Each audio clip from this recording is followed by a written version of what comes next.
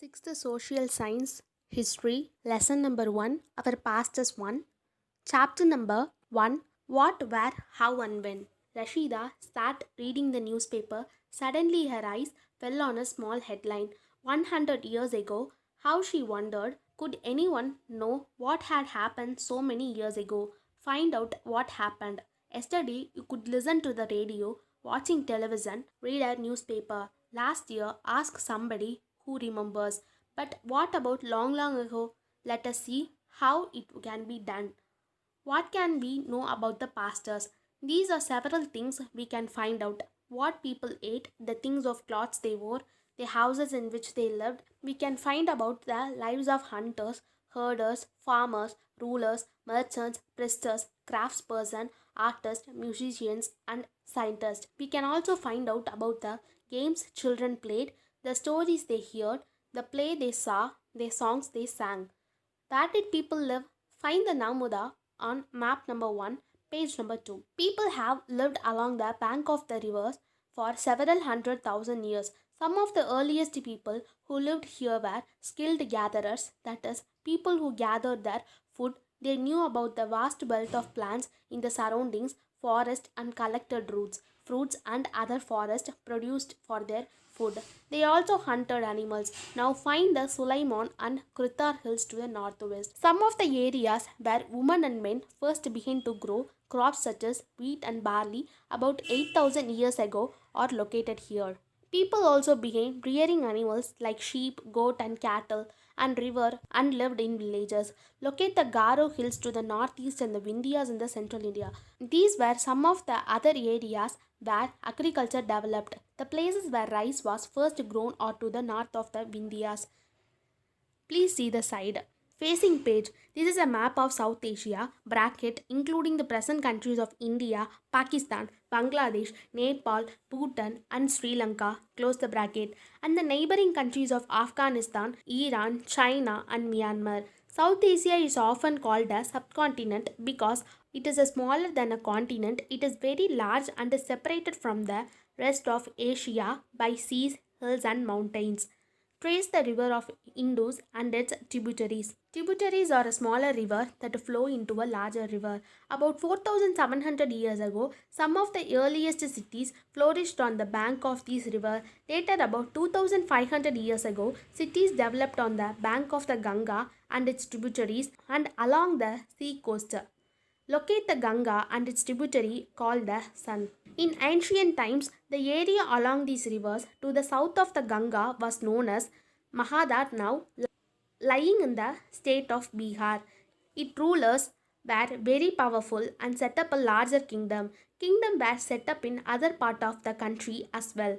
Throughout, people traveled from one part of the subcontinent to another. The hills and high mountains, including the Himalayas, deserts, rivers, and seas, made journeys dangerous at times but never impossible. So, men and women moved in search of livelihood as also to escape from natural disasters like floods or droughts. Sometimes men marched in armies conquering other lands. Besides, merchants traveled with caravans or ships carrying valuable goods from place to place. And religious teachers walked from village to village, town to town, stopping to offer instruction and advice on the way. Finally, some people perhaps traveled driven by a spirit of adventure, wanting to discover new and exciting places. All those lead to the sharing of ideas between people. Why do people travel from nowadays? Look at the map number 1 once more. Hills, mountains, and seas from the natural frontiers of the subcontinent. While it was difficult to cross these frontiers, those who want could and did scale the mountains and cross the seas.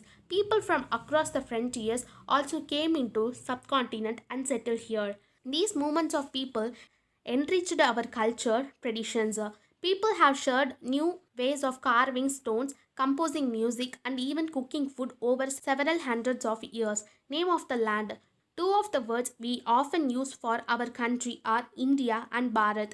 The word India comes from the Indus called Sindhu in Sanskrit. Find Iran and Greece in your islands. Atlas.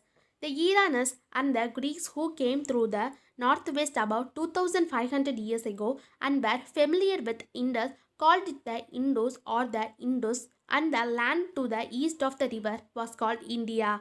The name Bharata was used for a group of people who lived in the northwest and who are mentioned in the Rig Veda. The earliest composition in Sanskrit bracket dated to about 3500 years ago, close the bracket. Later it was used for the country. Find out about the past. There are several ways of finding out about the past. One is to search for and read books that were written long ago. These are called manuscripts because they were written by hand. The bracket, these come from the Latin word manu, meaning hand. Close the bracket. These were usually written on palm leaf or on the specially prepared bark of a tree known as the birch, which known in the Himalayas. Over the years, many manuscripts were eaten by the insect. Some were destroyed, but many have survived, often preserved in temples and monasteries. These books dealt with all kinds of subjects, religious beliefs and practices, the lives of kings, medicine, and science. Besides, there were epic, poem, plays. Many of these were written in Sanskrit, others were in Prakrit, language used by ordinary people, and Tamil. Please see the page number 4. A page from a palm leaf manuscript. This manuscript was written about 1000 years ago. The palm leaves were cut into pages and tied together to make a book. To see a birch bark manuscript, turn to page number 37. We can also study inscriptions. These are writtenings on relatively hard surface such as stones or metals. Sometimes king got their orders inscribed so that people could see, read and obey them. There are other kinds of inscriptions as well where men and women bracket including kings and queens close the bracket recorded what they did. For example, king often kept records of victories in battle. Please see side page. An old inscription. This inscription dates to about 2250 years ago and was found in Kandahar, present day Afghanistan. It was inscribed on the orders of a ruler named Ashoka. You will read about him chapter number 8. When we write anything, we use a script. Scripts consist of letters on signs. When we read what is written or speak, we use a language. This inscription was inscribed in two different scripts and language, Greek top and Aramaic bottom, which were used in this area. Can you think of the advantages of writing on a hard surface and what could have been the difficulties? There were many other things that were made and used in the past. Those who study the object are called archaeologists. They study the remainings of buildings made of stones and brick, paintings and sculpture. They also explore and escape, dig under the surface of the earth to find tools, weapons, pots, pans, ornaments and coins. Some of these objects may be made of stone, other of bone, baked clay or metal. Objects that are made of hard, imperishable substance usually survive for a long time. Page number 6. Please see the side page, page number 6. Left, a pot from an old city. Pots like these were used about 4700 years ago. Right, an old silver coin. Coins such as this were in use from about 1500 years ago. In what ways is the coin differ from the we use today? Archaeologists also look for bones of animals, birds and fish to find out what people ate in the past. Plants remain survive far more rarely. If seeds of grains or pieces of wood have been burnt, they survive in a charred form. Do you think cloth is found frequently by archaeologists? Historians, that is, scholars who study the past, often use the word source to refer to the information found from manuscripts, inscriptions, and archaeology. Once sources are found, learning about the past become an adventure as we reconstruct it bit by bit. So, historians and archaeologists are like detectives who use all these sources like clues to find out about our pasts. Our past, one past are many. Did you notice the title of this book, Our Pastors? We have used the word pastors in plural to draw attention to the fact that the past was differ for different groups of people. For example, the lives of herds or farmers were different from those of kings and queens. The lives of merchants were different from those craft persons and so on. Also, as is true even today, people followed different practices and customs in different parts of the country. For example, today most people live in the Andaman Island get their own food by fishing, hunting, and collecting forest produce. By contrast, most people living in cities depend on others for supply of food. Differences such as these existed in the past as well. Besides, there is another kind of difference. We know a great deal about king and the battle they fought because they keep records of their victories. Generally, ordinary people such as hunters, fishing flock gatherers, farmers or herders did not keep records of what did they say. While archaeologists helps us to find out about their lives, there is much that remains unknown. What do dates mean? If somebody asks you the date, you will probably mention the day, month, and year 2000 and something. These years are counted from the date generally assigned to the birth of Jesus Christ, the founder of Christianity. So, 2000 means 2000 years after the birth of Christ. All dates before the birth of Christ are counted backwards and usually have the letter BC bracket before Christ added on. In this book, we will refer to dates going back from the present using 2000 as our starting point.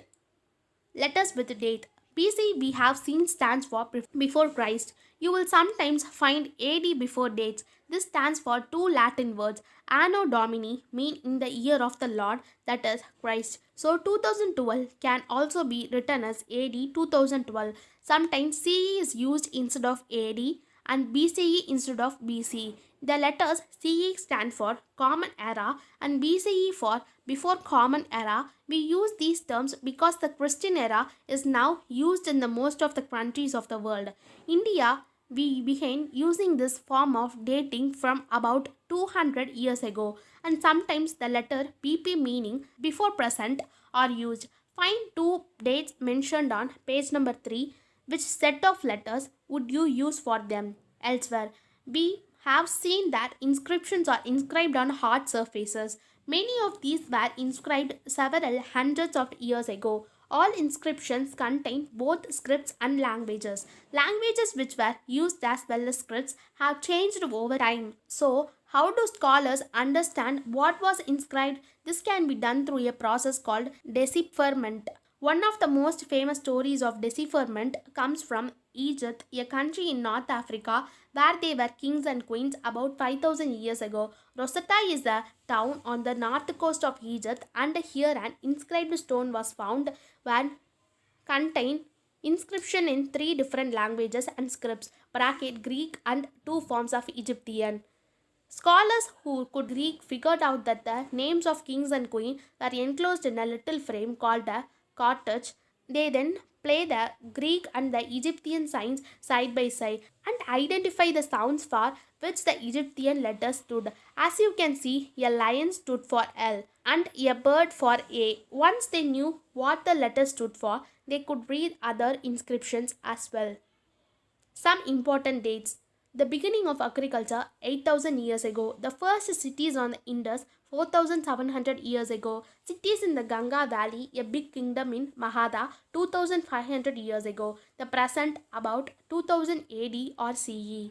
Thank you.